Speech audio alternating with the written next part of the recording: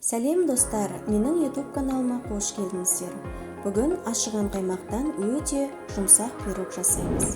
Ең алдымен 3 жұмыртқа мен 130 грамм қантымызды жақсылап араластырып аламыз.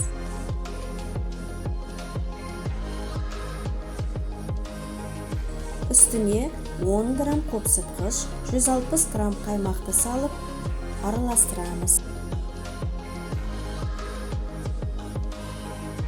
100 грамм сұйық май құямыз. 185 грамм ұнымызды електен өткізіп, бір келкі болғанша жақсылап араластырамыз.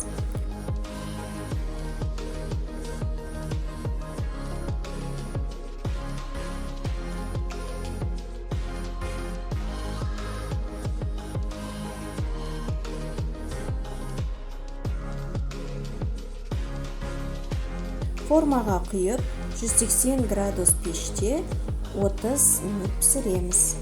Пирог дайын, ас болсын.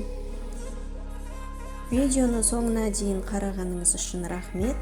Каналыма тіркелуді ұмытпаңыз.